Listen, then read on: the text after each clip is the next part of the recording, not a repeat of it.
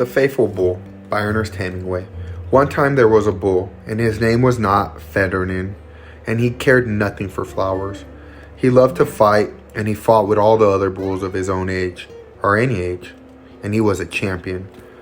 His horns were as solid as wood, and they were as sharply pointed as the quill of a porcupine. They hurt him at the base when he fought, and he did not care at all. His neck muscles lifted in a great lump that is called, in Spanish, the morillo. And this morillo lifted like a hill when he was ready to fight. He was always ready to fight, and his coat was black and shining, and his eyes were clear. Anything made him want to fight, and he would fight with deadly seriousness. Exactly as some people eat or read or go to church. Each time he fought to kill, and the other bulls were not afraid of him because they came of good blood and were not afraid. But they had no wish to provoke him, nor did they wish to fight him.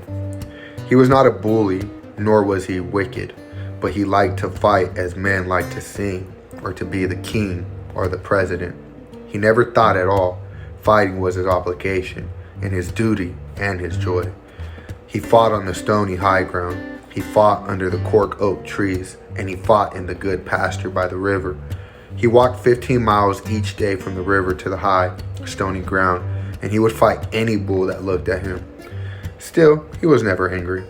That is not really true, for he was angry inside himself, but he did not know why, because he could not think.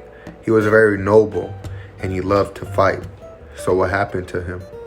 The man who owned him, if anyone owned such an animal, knew what a great bull he was, and still he was worried because the bull cost him so much money by fighting with other bulls. Each bull was worth over $1,000, and after they had fought the great bull, they were worth less than $200, and sometimes less than that. So the man, who was a good man, decided that he would keep the blood of this bull in all his stock rather than send him to the ring to be killed. So he selected him for breeding.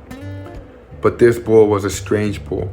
When the first turned him into the pasture with the breeding cows, he saw one who was young and beautiful and slimmer and better muscled and shinier and more lovely than all others. So since he could not fight, he fell in love with her, and he paid no attention to any of the others. He only wanted to be with her, and the others meant nothing to him at all. The man who owned the bull ranch hoped that the bull would change, or learn, or be different than he was. But the bull was the same, and he loved whom he loved and no one else.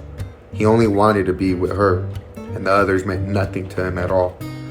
So the man sent him away with 5 other bulls to be killed in the ring, and at least the bull could fight. Even though he was faithful, he fought wonderfully, and everyone admired him, and the man who killed him admired him the most. But the fighting jacket of the man who killed, and who is called the matador, was wet through by the end, and his mouth was very dry. "Que toro mas bravo," the matador said as he handed his sword to the sword handler. He handled it with the hilt up and the blade dripping, the blood from the heart of the brave bull who no longer had any problems of any kind and was being dragged out of the ring by 4 horses.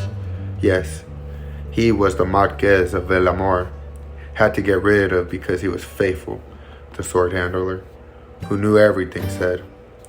"Perhaps we should all be faithful," the matador said.